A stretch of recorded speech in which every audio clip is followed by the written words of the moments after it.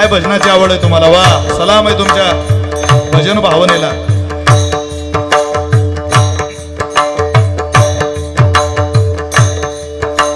तीन बाण केदारी तीनों बाण चलावो ना, मुश्किल में दास तेरा अब जल्दी आओ ना. हारे के सहारे बाबा, हारे के सहारे, हारे के सहारे मेरी हर हराओ ना. तीन बाण केदारी तीनों बाण चलाओ ना, मुश्किल में दास तेरा अब जल्दी आओ ना. तूफानों ने घेर लिया मुझे राह नजर न आवे, तुम बिन मेरा कौन जो मेरी बाह पकड़ ले जाए. तूफानों ने घेर लिया मुझे राह नजर न आवे, तुम बिन मेरा कौन जो मेरी बाह पकड़ ले जावे. बिन कुछ पूछे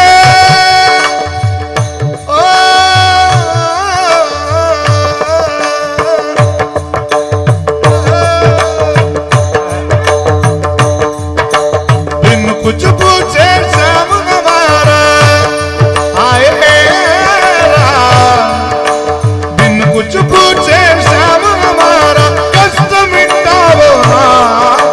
तीन बाण केदारी तीनों बाण चलाओ ना, ए मुश्किल में दास तेरा अब जल्दी आओ ना. तीन बाण केदारी तीनों बाण चलाओ ना, मुश्किल तेरा अब जल्दी आओ. हारे के सहारे बाबा, हारे के सहारे, हारे के सहारे मेरी हार हराओ ना. तीन बाण केदारी तीनों बाण चलाओ ना, ए मुश्किल में दास तेरा अब जल्दी आओ ना. प्यारे जल्दी आओ ना, श्याम जल्दी आओ.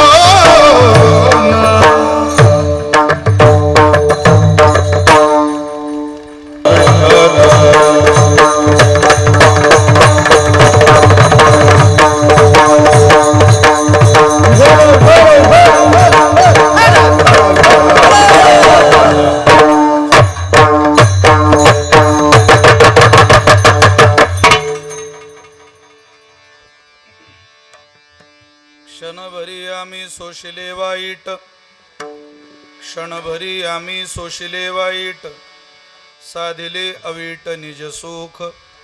सांडी मांडी मागे केल्या बरोबरी, अधिकची परी दुःखाची या. तुका म्हणे येणे जाणे नाही आता, तुका म्हणे येणे जाणे नाही आता. राहिलो अनंताची पायी, सांडी मांडी मागे केल्या बरोबरी, अधिकची परी दुःखाची या. मुक्ताई लहान सांभाळी ती सर्व, परिब्रह्मांडासी घालितसे कव. कुणाही न कळली हिची ब्रह्मलीला, नमस्कार माझा मुक्ताई माऊलीला. मुक्ताबाई नामो त्रिभुवन पावनी, मुक्ताबाई नामो त्रिभुवन पावनी. मुक्ताबाई त्रिभुवन मुक्ताबाई त्रिभुवन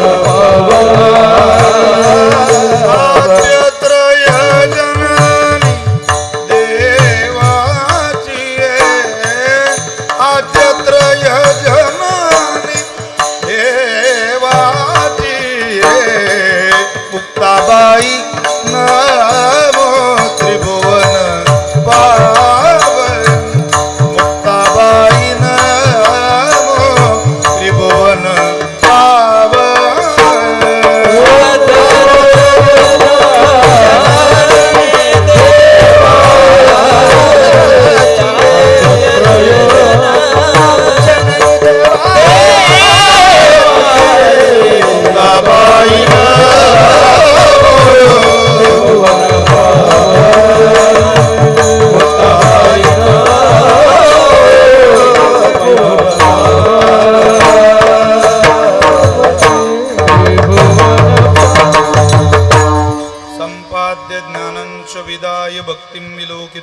समाधिराज वैराग्यवन्तं सुविचारयुक्तं नमामि जोगं शिरसा गुरुन्तं महिं न पारन्ते परमविदुषो यद्य सदृशी स्तुतिर्ब्रह्मादीना मपि तदवसन्नस्त्वयि गिरः अथा वाचः सर्वस्वमतिपरिणामः वदिगृणन् ममापेशस्तोत्रे हरनिरपवादपरिकरः जिथे ज्ञानविज्ञान संजीव होते जिथे योगविद्येस सामर्थ्य येते जिथे मानवाला मिळे मोक्षगाथा तुझ्या पायरीशी सदा नम्र माथा नवे फूल अश्वत्थ वृक्षास आले जिथे गीत बोवी सवे वेद झाले तुझ्या शब्द शब्दात सायुज्यनाथा तुझ्या पायरीशी सदा नम्र माथा तुझ्या मंदिरी आर्त जीवास तृप्ती तुझ्या दर्शने लोक स्वानंद घेती श्रुती धन्य झाल्या तुझे गीत गाता तुझ्या पायरीशी सदा नम्र माथा म्हणून लावा अंगारा सामर्थ्याने गजाननाच्या सामर्थ्याने गजाननाच्या संकट जाई मागारा गण गण गणात होते गण गण गणात होते गण गण गणात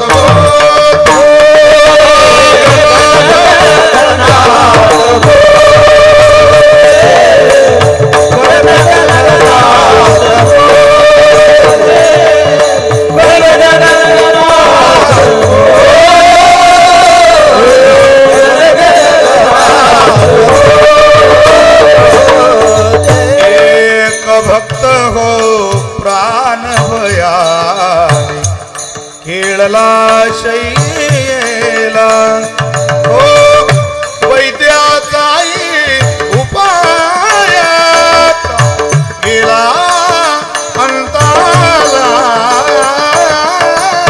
हात जोडून महाराजांना हात जोडून महाराजांना गेला तो सामोरा गण गण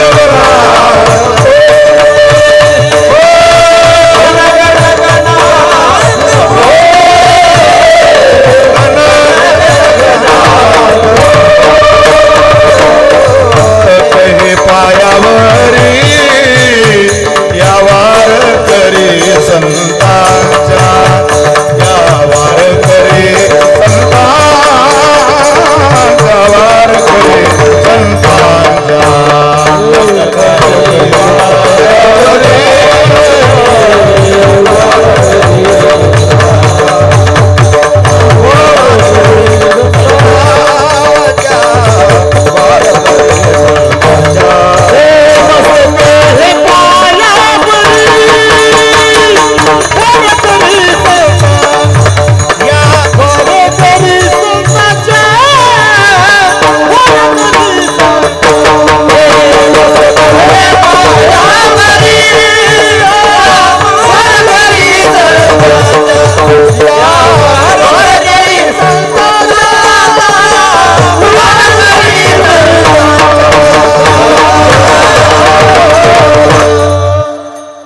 क्षणभरी आम्ही सोशिले वाईट साधिले अवीट निज सुख सांडी मांडे मागे केल्या बरोबरी अधिकची परी दुःखाची या संप्राप्त कीर्तनरूपी सेवेकरिता निवडलेला अभंग संत श्रेष्ठ जगद्गुरु श्री तुकोबाराय, ज्या श्री महाराजांच्या भंगवाणीला सूर्याची प्रखरता, चंद्राची शीतलता, अग्नीची दिव्यता, वेद मंत्राची पवित्रता, गंगेची सुचिता, आईची वात्सल्यता अशी उपमा दिलेली आहे. असे देवमान्य संत, संतमान्य संत, जगतमान्य संत, संत सम्राट विश्ववंद्य जगद्गुरु श्रीमंत श्री तुकोबारायांचा अत्यंत गोड, अत्यंत प्रसिद्ध असलेला 3 चरणाचा विराणी भावप्रसंगातील अभंग सेवेकरता निवडला आहे.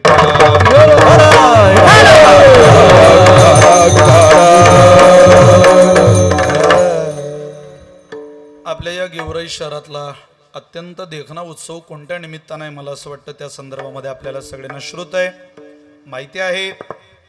आपल्याला सगळ्यांना आदरणीय असलेले की या बीड जिल्ह्यातलं व्यक्तिमत्व आदरणीय काकासो शिवाजीराव पंडित यांच्या 88व्या जन्मदिवसाच्या निमित्ताने अभिष्ट चिंतन सोहळ्याचं गोड नियोजन संपूर्ण त्यांच्या कुटुंबाने, त्यांच्या संपूर्ण कार्यकर्त्यांनी, त्यांचा संपूर्ण चाहता वर्ग, या परिवारावर गेली अनेक दशकं नितांत प्रेम करणारा त्यांचा जो गोड मतदार आहे, त्या संपूर्ण मतदारांनी, जीवलगांनी एक देखणा सोहळा या ठिकाणी आयोजित केला. ते माजी मंत्री म्हणून सगळ्या राज्याला, देशाला परिचित आहेत.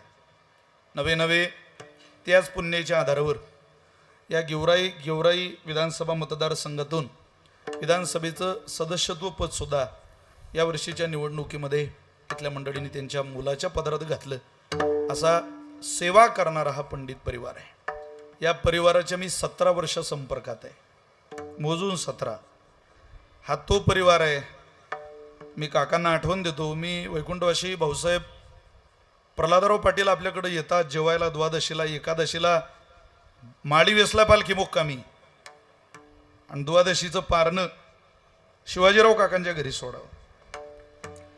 वैकुंठवासी शिखर बँकेचे अध्यक्ष प्रल्हादराव पाटील, तीच परंपरा आमच्या भैयासाहेबांनी, मुक्ताई संस्थेचे अध्यक्ष, कारण हा मुक्ताबाईच्या वाटचालीचा परिसर आहे. बीड हे असं एकमेव शहर आहे ज्या शहरामध्ये आईसाहेब 2 दिवस विसाव्याला असतात, 2 दिवस. आणि भला मोठा वाडा पंडितांचा सुभाष रोडला असल्यामुळं त्या घराचाही परिचय वैकुंठवासी भाऊंपासून आम्हाला आहे. मी लहान होतो तेव्हापासून त्यांच्याकडे जातोय. असा वारकरी जीवन, व्रतस्थ जीवन जगणारा, मुक्ताबाईवर नितांत प्रेम करणारा हा परिवार आहे. आईसाहेबांचे अनेक वारकरी त्यांच्याकडे झोपायला, राहायला, विश्रामाला, भोजनाला असतात. आणि ज्यावेळेला मला या कार्यक्रमाची माहिती आदरणीय चाटे सरांनी दिली, त्यावेळेला मनापासूनचा आनंद वाटला की त्यांचा आग्रह होता, बाबा आपण एक सेवा केली पाहिजे. सरांच्या आग्रहाने आणि तुम्हा सगळ्यांच्या आईवडिलांच्या दर्शनाचा गोड योग माझ्या आयुष्यामध्ये आलेला आहे. आज एखाद्याला चुकून धडक लागली, ठेस लागून खाली पडला, तर तो कीर्तनकारावच जाऊन पडेल इतके कीर्तनकार कीर्तनाला. बोलवून येत नाही इतकी सगळी मंडळी, पण योगायोग सगळा जोडून आला.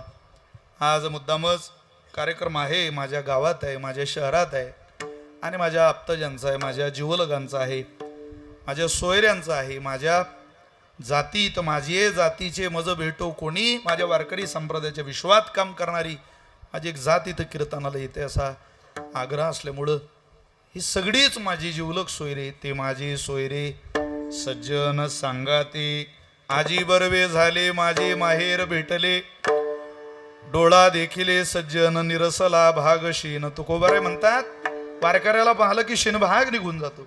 इतका आनंद आज या मंडपामध्ये, इतक्या ठोप्या, इतकी धोतर कीर्तनाला आपल्यासारख्याच्या नशिबाला पाहायला मिळत नाही. ही शिवाजी बाबांची पुण्याई आहे, या पंडित परिवाराची पुण्याई आहे. आज हरिभक्तपरायण श्रद्धेय माझे मित्र, उभ्या महाराष्ट्राचं भजन वैभव या गेवराई शहराचं नाव महाराष्ट्राच्या तख्तावर ज्यांनी पोहोचवलं, अशा आदरणीय मित्र अक्रूरजी महाराज साखरे कार्यक्रमाला उपस्थित आहे. महाराजांना मी धन्यवाद देतो, त्यांना वंदन करतो. ते म्हटले तुम्ही येत आहे, मी माझा प्रवास थांबवणार आहे, मी जाणार नाही, आवर्जून हजर राहील. आज उपस्थितही राहिले, महाराजांना धन्यवाद. आदरणीय हरिभक्तपरायण श्रद्धेय रामेश्वर बाबा राऊत कार्यक्रमाला उपस्थित आहे, बाबांच्या चरणी प्रणाम. हरिभक्तपरायण ज्ञानेश्वर महाराज जाधव, हरिभक्तपरायण किरण महाराज मोठे, हरिभक्तपरायण आमचे बाप्पा महाराज राऊत, हरिभक्तपरायण योगेश महाराज ठोसर, हरिभक्तपरायण प्रणव महाराज तौर, माझे बंधू आदरणीय हरिभक्तपरायण संतोषजी महाराज वनवे, महाराजांनाही धन्यवाद देतो. मृदंग साथीला महाराष्ट्रातलं मृदंग विश्व, मृदंगातला राजा म्हणून उभा महाराष्ट्र ज्यांच्याकडे बघतो अशा आदरणीय आमचे भरतज्यांना पठाडे. उजव्या हाताला दोघं भावंड आहेत, साथीला आदरणीय हरिभक्त परायण शत्रुघ्न महाराज पठाडे. दोघेही भावांना साष्टांग दंडवत, त्यांच्या चरणी प्रणाम. माझे बंधू हरिभक्त परायण अंकुश महाराज काळे, नामदेव महाराज बेंद्रे, विठ्ठलजी महाराज गल्दर. कुठे विठ्ठल सिव्हिल ड्रेसमध्ये, त्यामुळे ओळखलं नाही ना मी तुम्हाला. विठ्ठलजी महाराज गल्दर, आदरणीय बंधू वैभवजी महाराज पुलजडके, आदरणीय मोठे महाराज बळीरामजी महाराज यादव गोड, ज्यांनी कीर्तनाची चाल गायली. संपूर्ण महाराष्ट्रात आपल्या संगीत साधनेनं ज्यांचा परिचय, पहिल्या दिवशी ज्यांचं भजन सुद्धा आपण ऐकलं, आदरणीय तुळशीरामजी महाराज अतकरे गुरुजी महाराजांनाही धन्यवाद. माझ्या दत्तादादा ढवळींची गोड सिस्टीम, एकदा टाळ्या वाजवा. गोड पोरगय आणि त्यांनी खूप चांगली तरुण आहे, महाराष्ट्राला परिचय असलेला सिस्टीम साऊंड या ठिकाणी. माझे बंधू आमच्या मुक्ताबाई संस्थेचे गोड कीर्तनकार लखनजी महाराज पाटील, अनेक माझे सौदर हार्मोनियम साथीला असलेले आदरणीय सरांनाही धन्यवाद. सगळ्यांच्या चरणी वंदन करतो, फार वेळ विस्तारात घालवत नाही. आज माझ्याबरोबर आलेले माझे बंधू आदरणीय तुकारामजी पाटील भवर, आदरणीय आमचे प्रद्युम्नदादा विभूते, अनेक व्यापारी बीडचे आहेत. अनेकांचे फोन झाले, काहींची लागली नाही. दैठाण, आणखी पाडळशिंगी, मुक्ताबाईच्या वाटचालीची सगळी गावं, त्या सगळ्यांच्या चरणी प्रणाम करतोय. तर अनेक आई साहेबाचे वारकरी, अनेकांचे नाव मला पाठही आहे, पण वेळेची मर्यादा आहे. आणि मला असं वाटतं अभंगाचं चिंतन कीर्तनात महत्वाचं आहे. विठ्ठल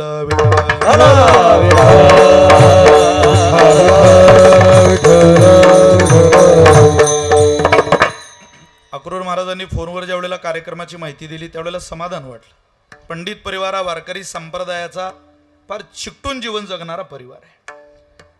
आडनावाचे पंडित बरेच सापडतील, पण इतका पांडित्य मिळवलेला पंडित परिवार. पंडित कोणालाही म्हणतात लोक सध्या. पंडिताची व्याख्या काय, पंडित कोणाला म्हणावं? अहो, फक्त देखाव्यानं पंडित तयार झाला त्याला पंडित नाही. पांडित्य मनुष्याच्या जगण्यात असावं, ते वागण्यात असावं. जगामध्ये करार आहे आणि पंडित परिवाराच्या जगण्यात संस्कार आहे. करारातला आणि संस्कारातला फरक आहे. विद्येचा करार करून काही काळाकरता मिळवलेली विद्वत्ता कदाचित मनुष्याला, जगताला पंडित म्हणायला लावत असेल, पण आपल्या वारकरी व्रतस्थ जीवन जगण्याने, ज्ञानोबराय तुकोबर यांच्या सेवेने, चितकाला मुक्ताबाईच्या सेवेने, खरोखर आडनावाला खरं ठरवणारा, त्या आडनावाचं सार्थक करणारा हा पंडित परिवार आहे. हो, महाराज म्हटलं कोणताही पंडित मला आवडत नाही. आणि कोणोय माझे मना हो का पंडित शहाणा. त्या पंडिताबद्दलचं चिंतन असं सांगितलं जातं. पंडित कोणाला म्हणतो? जगातल्या कोणत्याही प्रश्नाचं उत्तर देणारा पंडित. मग ते काय नाटकातलं पंडित ते जगात टिकेल का? असं म्हणे 12 वर्ष अभ्यास केला काशीला आणि तिथून घरी निघाला पायी. प्रवास करता करता करता करता मजल दर मजल, मुक्काम दर मुक्काम करता करता एका छोट्याशा गावात मुक्काम झाला. मारुतीच्या पारावर गेले, दर्शन घेतलं. गावातली 2-4-5 माणसं गोळा झाली. रामकृष्णारी रामकृष्णारी. कुठून आले? काशीचे पंडित. लांबलचक शेंडी, शेंडीला मोती बांधलेली. जास्त झाल्यावर माणसं त्याचा कुठं वापर करतील ते काही सांगता येतं का? काशीचे पंडित, 12 वर्ष अभ्यास केला आम्ही काशीला. असं? हो. अरे बापरे. ते म्हटले आमच्या गावात एक पंडित आहे, करता का चर्चा आमच्या गावच्या पंडिताबरोबर? आता हा काशीहून आलेला विद्वान पंडित होता. मोठी माणसं मोठी असतात. ते म्हटले आपल्या ज्ञानात भर पडेल, बोलवा तुमच्या गावातल्या पंडिताला. त्यांनी बोलवून आला. यांच्या गावातला पंडित म्हणजे 1 नंबरचा मूर्ख पंडित, त्याला कवळीचं ज्ञान नाही. 2 जण बसले. वा, चर्चा करायची करायची, वाद घालायचा, विद्येचा वाद घालायचा. अहो पण हारलेल्याला काय, जिंकलेल्याला काय? नुकसान भरपाई काही लागेल ना, जिंकलेल्याला बक्षीस लागेल, हारलेल्याला मोबदला लागेल. म्हटले जो जिंकेल त्यानं त्या हारलेल्या व्यक्तीने जिंकलेल्याला आपल्या जवळची सगळी ग्रंथ देऊन टाकायची, जेवढी ग्रंथ संपदा आहे सगळी देऊन टाकायची. कबूल? कबूल. पहिला मान गावकऱ्याला, तुमचं गाव आहे बोला. त्यानं केली सुरुवात. तो म्हटला खक्का खय्या मैया, खक्का खय्या मैया. तो विद्वान पंडित म्हणेल का 12 वर्ष अभ्यास केला, पण हा जे म्हणून राहिला हे कोण्याच पुस्तकात दिसलं नाही. पर हे भाषा कोणती ते काही समजत नाही. काका खय्या मैया, त्याला काही ते जमत नव्हतं. त्यानं सारे ग्रंथ आणले आणि त्या विद्वानाला देऊन टाकले. मूर्खातल्या विद्वानाला. हे घ्या. डोळ्याला पाणी आलं महाराज त्या खरोखर विद्वान असलेल्या काशीच्या पंडिताच्या. तो म्हणे काय माणूस आहे गड्या. ग्रंथ घेऊन घेतले हा विद्वान पंडित घरी आला.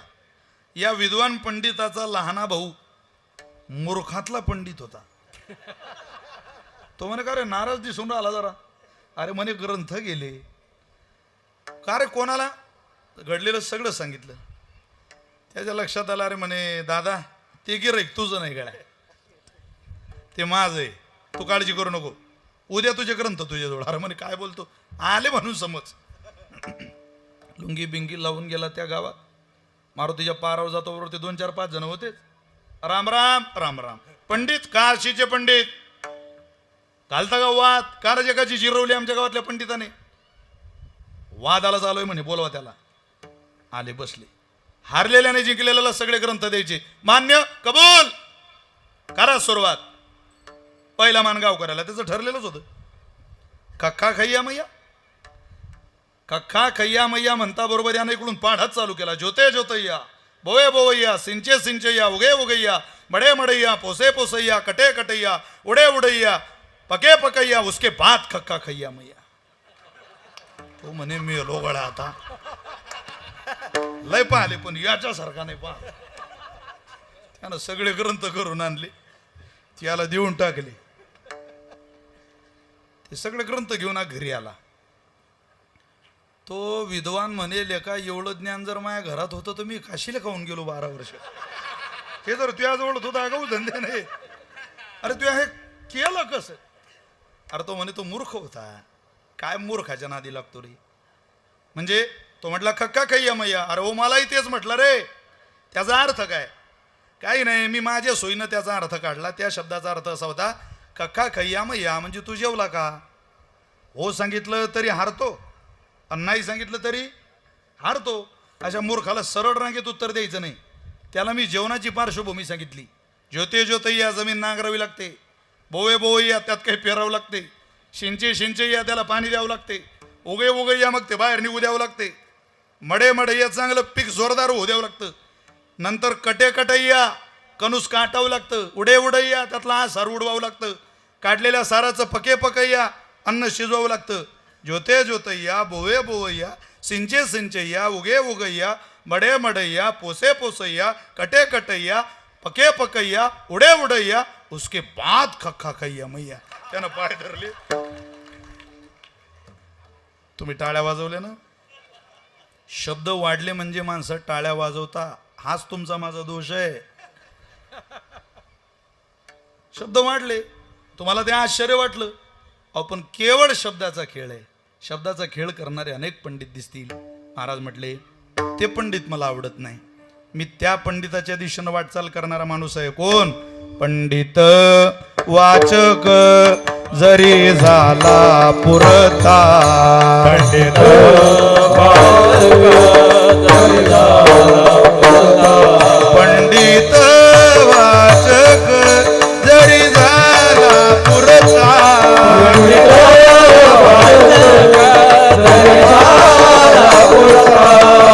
पंडित वाचक जरी झाला पुरता, पंडित वाचक जरी झाला पुरता, पंडित वाचक जरी झाला पुरता, पंडित वाचक, पंडित वाचक जरी झाला पुरता,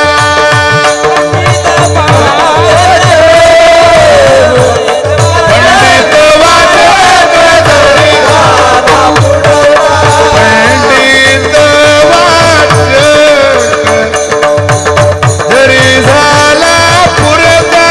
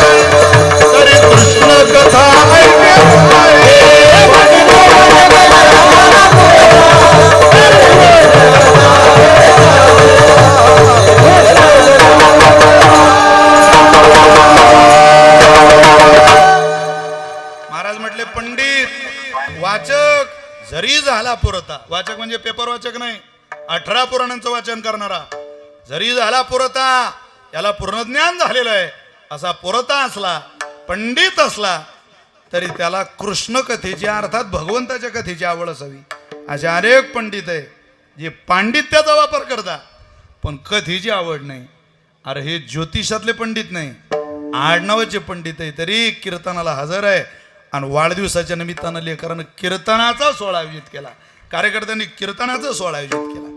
त्यामुळं नाव मोठं आणि लक्षण खोटं तसं नाही, आडनाव ही साजेची असली पाहिजे. आमच्या संत गजानन महाराज संस्थानच्या अध्यक्षांचं आडनाव खूप सुंदर आहे, गणेश. त्यांचं आडनाव गणेश आहे. काय महाराज संस्थान चालवतात, आडनावाला नाव साजेच. त्यांचे आडनाव फार मोठे असतात. धन पाणी चालून कीर्तन खोलेचं काय उपयोग आहे त्या खोल्या आडनावाचा? अरे पाणी खुललं पाहिजे ना, जर आडनाव खोलेचं पण आपल्याकडून होत नाही महाराज ते. त्यामुळं खरोखर तुमचं सगळ्यांचं कौतुक आहे, या परिवाराचं कौतुक आहे. जगद्गुरु तुकोबारांचा 3 चरणाचा अभंग, सीमित अभंग, छोटा अभंग मी सेवेकरता निवडलाय. तुकोबारांना सोसलेलं क्षणाचं वाटतं आणि गोपिकांना देवाचं सुख क्षणाचं वाटतं. देवाकरता सहन केलेलं आणि देवाबरोबर सुख घालवलेलं क्षणात मोजावं लागतं. इतका त्या दुःखात आणि त्या सुखात आनंद आहे. म्हणून तुकोबाराय म्हणतात, क्षणभरी आम्ही सोशिले वाईट. जी माणसं सोसतात त्यांनाच काहीतरी मिळतं महाराज. मी त्या लोहाराच्या दुकानाच्या उद्घाटनाला गेलो, त्याने माझ्या हातात आरतीचं ताट दिलं. घ्या विशाल महाराज, लावा, करा पूजा. घेतलं ताट हातात, कुंकू लावायचं म्हटलं. कुंकू कशाला लावू, घाणाला लावू? नाही हो महाराज. बरं बरं, हातोडीला लाव. हातोडीला नसतं लावायचं. अरे मग छन्नीला लाव. अहो काय तुम्ही, हा बप छन्नीला नाही.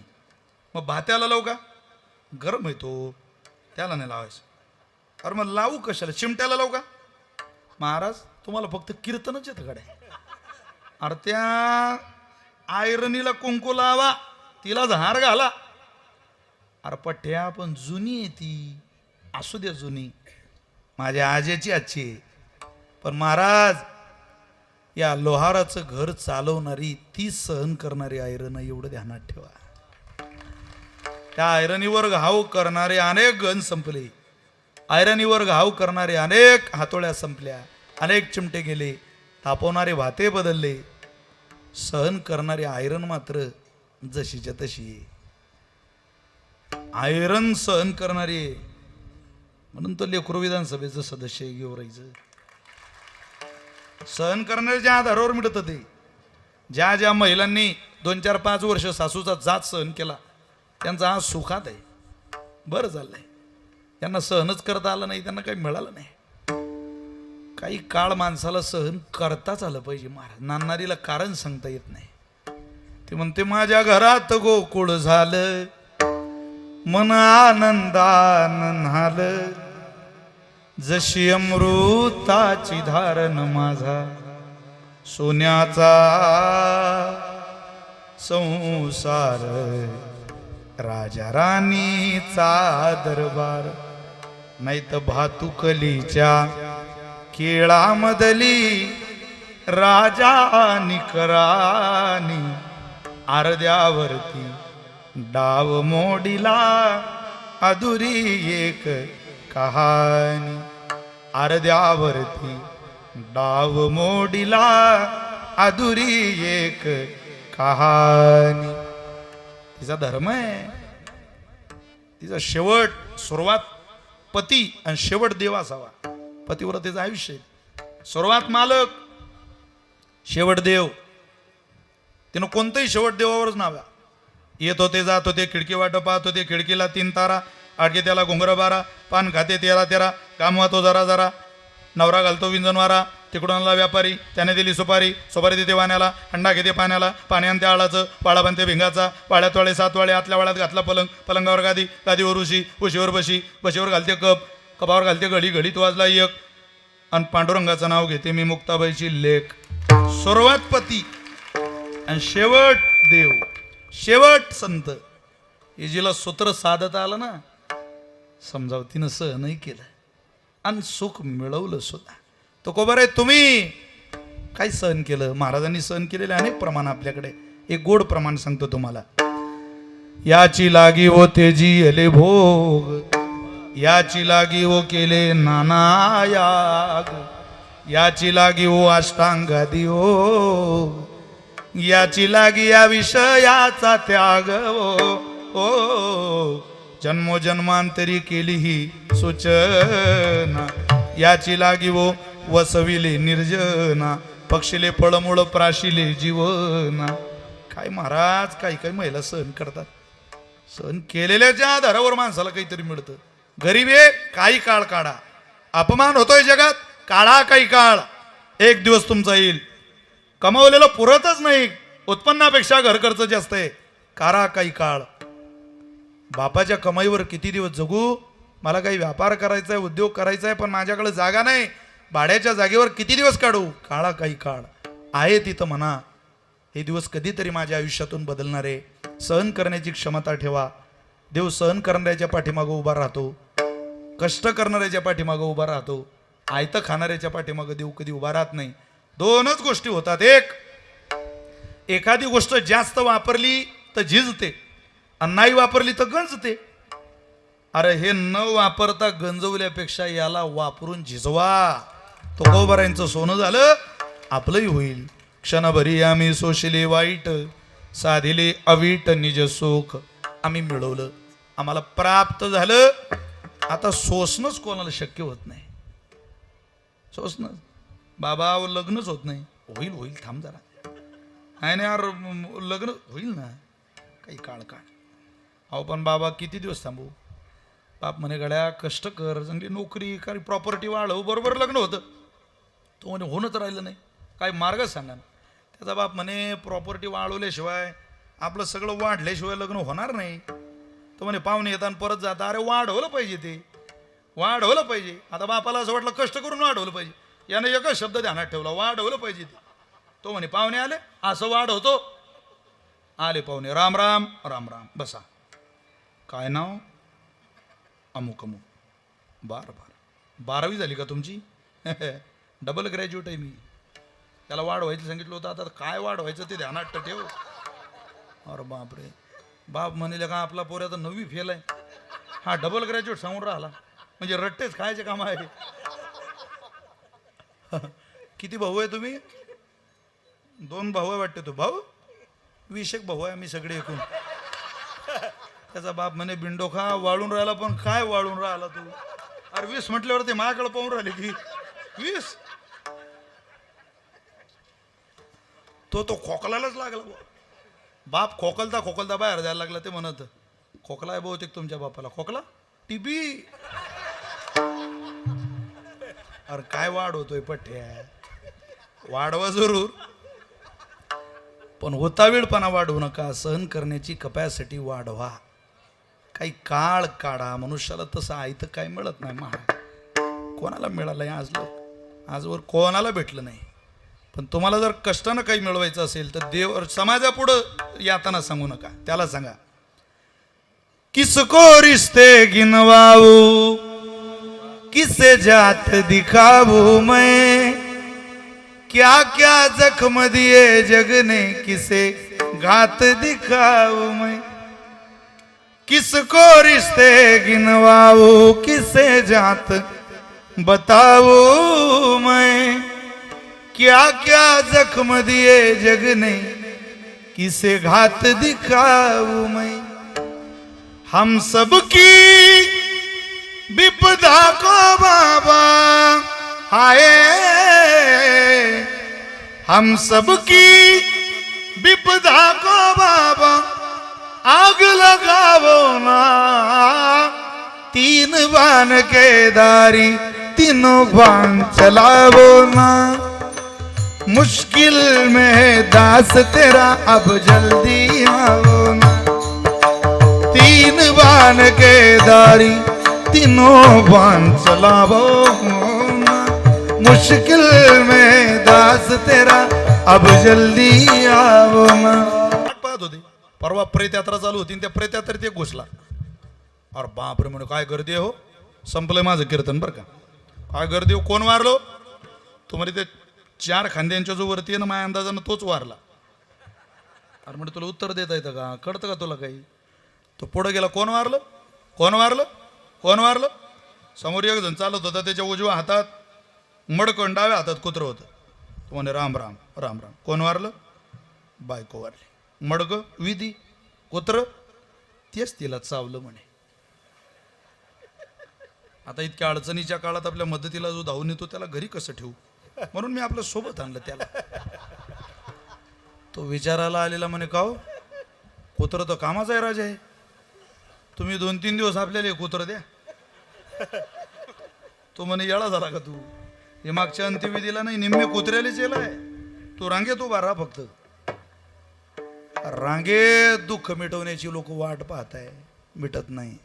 त्याच्याकरता सोसा दुःख मिटवल्याशिवाय राहत नाही. तुम्हाला एका उदाहरणाची आज जाणीव करून देतो आणि समारोपाच्या दिशेनं प्रवास करतो. तारीख घेताना काही पूर्ण अभंग सुटला पाहिजे असं ठरलं होतं का चाटे सर आपलं? तुम्ही काय क्लेम दाखल करू शकत नाही आमच्यावर, कोणा वेळ संपली कीर्तन संपलं त्याला काय. जसं महाराष्ट्रामध्ये पंढरपूरला दिंड्या जातात तसं जगन्नाथपुरीला दिंड्या जाण्याची पद्धत आहे. जगन्नाथपुरीला दिंडी चालली आणि जगन्नाथाला दिंडी जात असताना त्या दिंडीमध्ये एक सज्जन नावाचा वारकरी सहभागी झाला होता. अत्यंत सदाचारी जीवन. सज्जन महाराज वारकरी झाले, दिंडीत सहभागी झाले. गेवराईला दिंडी आली की जशी मुक्ताबाईच्या पालखी सोहळ्याची वाटप होते, 4 वारकरी आमच्याकडं, 5 वारकरी आमच्याकडं, 10 वारकरी आमच्याकडं, अशी वाटप करता की नाही तुम्ही? आता मला असं वाटतं आता भगवान महादेवाच्या दरबारामध्ये आपण सामूहिक भोजन ठेवतो, आधी वाटपच व्हायची. मी यावर्षी कीर्तन केलं गेवराईला पालखी सोहळ्यात. तळावर माझं कीर्तन योगायोगानं मला संधी भेटली होती तळावर सेवा करण्याची, गेवराईतच भेटली.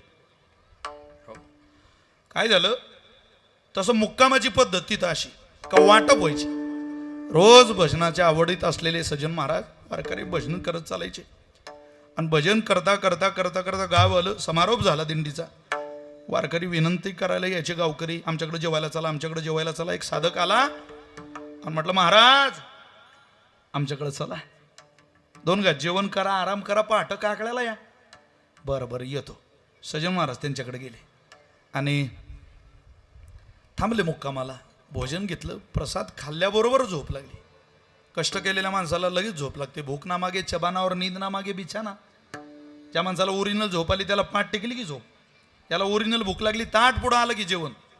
ज्या बाईच्या हातात दिवसभर रिमोट आहे ती बाई रात्री म्हणते मुझे नींद नाही, मुझे चैन नाही, तू कापूस ये जरा, 3 दिवस झोपशील 3, तुला उठवायला इंजेक्शन देणं पडेल, उठून काऊन नाही राहिली बाजून. अरे कष्ट माणसाला झोपवता, आराम माणसाला जाग ठेवतो. सज्जन महाराज दिवसभर राबलेली झोप लागली त्यांना. मध्यरात्रीला त्या घराच्या मालकीने दार उघडलं आणि सज्जन महाराजांकडे आले. महाराज उठा, तुम्ही घरात आले तेव्हापासूनच तुमच्याकडं माझा डोळा होता, तुम्ही माझा स्वीकार करा. सज्जन महाराज म्हटले, अगं कोण तुला श्री म्हणेल? घरात तुझा नवरा झोपलाय आणि तू मला आवाज देते. तुझ्या इतकी नालायक बाई माझ्या आयुष्यात कधी पाहिली नाही. अगं तुझ्यापेक्षा तर एखादी वेश्या बरी, हे तिचा व्यवसाय तरी थाटू नये, तू सोंग करते. जा निघून जा. ती म्हणे मला हात लावायला तुम्हाला माझा नवरा अडचणीच आहे. आत गेली, पलंगाखालचा कोयता काढला. गेवराईकर सज्जन महाराजांना आवाज देऊन नवऱ्याचं मुंडकं तोडून टाकलं. महाराज रक्ताचा पाठ व्हायला लागला, थरथर थरथर थरथर थरथर कापायला लागले. लटलट कापणाऱ्या सज्जन महाराजांकडे ती बाई परत आली. ती म्हणे, महाराज ज्याचा धाक होता तो गेला, आता माझा स्वीकार करा. केसाला सुद्धा तुमच्या धक्का लागणार नाही, तुमच्यावर आरोप सुद्धा होणार नाही, नाळही येणार नाही. ते म्हटले, जी शरीराची भूक भागवण्याकरता जी बाई स्वतःच्या नवऱ्याला संपवू शकते, त्या नालायक बाईच्या नादाला मी लागून काय करू? आग लाव तुझ्या सौंदर्याला, मी मात्र तुझ्या घराच्या बाहेर पडतोय. बाहेर जशी पडली तशी आरडा ओरड केली.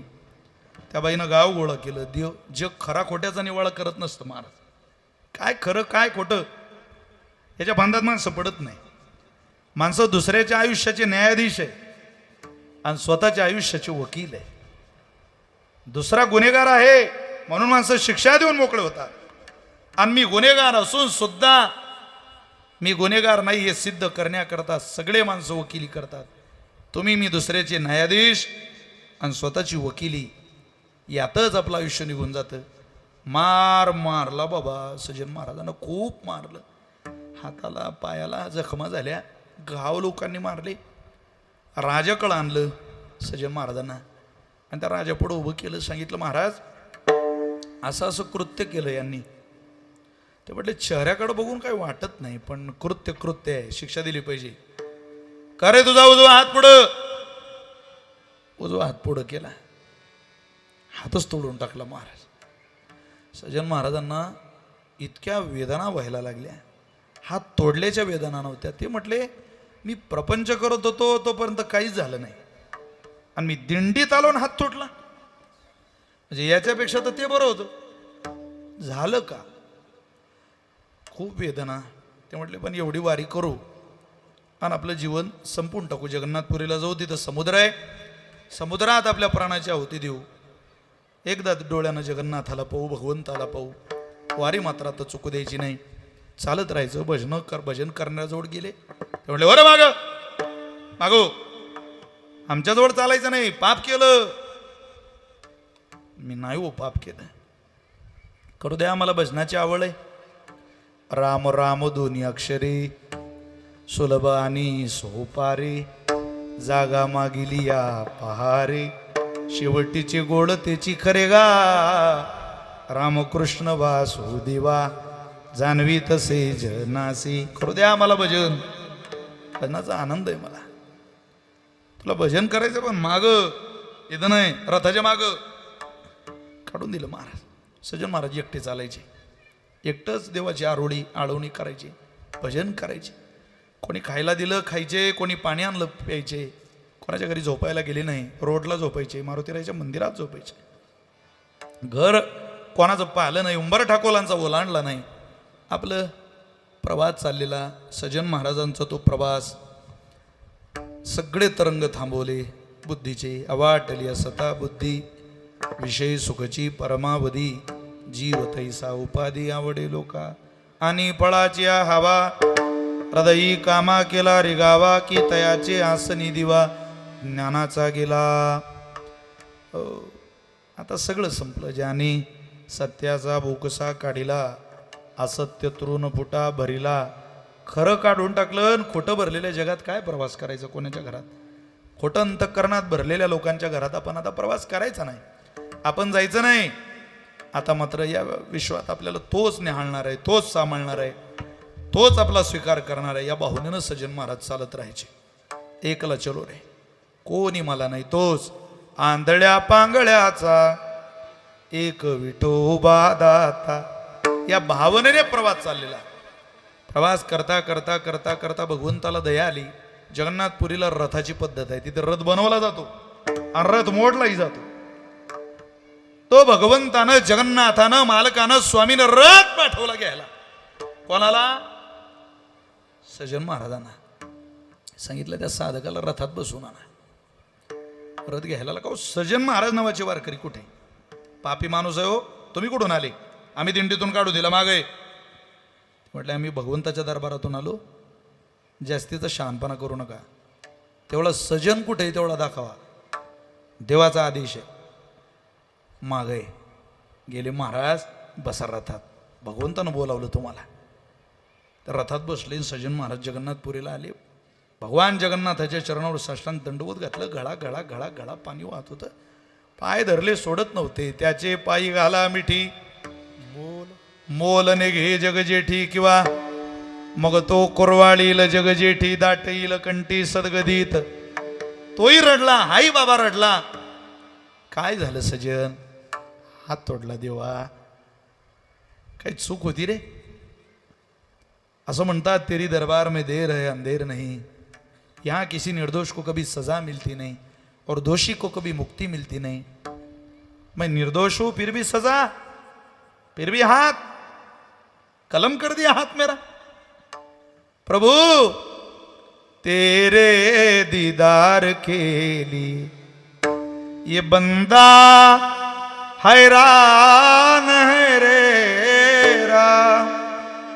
तेरे दीदार के लिए ये बंदा हैरान है रे राम. मी हैरान आहे देवा, मी व्याकुळ आहे देवा. का तोडला हात? सजन उत्तर पाहिजे हो, उत्तर दे. रथात बसवणारा तू आहे की हात तोडणारा तू आहे? हात तोडणाराही मी आहे सजन, आणि रथात बसवणाराही मी आहे. म्हणजे सजन, अरे हात तोडलाय तुझं कर्म आहे. तुझ्या समोरून गाय पडत जाते, काय पुढं तिच्या पाठीमागं कसाब, पुढं गाय मागं कसाब, पुढं गाय मागं कसाब. गाय तुझ्या जवळून पळत गेली, पळता पळता तू पाहिली. तुला माहिती नाही, येणाऱ्याने येऊन विचारलं गाय कुठं गेली, तू बोलला नाही सजन. पण हात वरती केला आणि दिशा दाखवली. तुझ्या हाताच्या दिशेनं कसाब गायीपर्यंत गेला. त्यानं गायीला मारलं. गायीच्या मृत्यूला कारण तुझा हात होता. तुझा हात तोडला, हे तुझं कर्म आहे. वा देवा, माझं कर्म मला दाखवलं, तुझे आभार. पण का रे, हात तोडला सजनचं, बरं झालं. त्या बाईनं तिचा नवरा मारला रे. बाईनं नवरा नाही सजन, गाईनं कसाब मारला.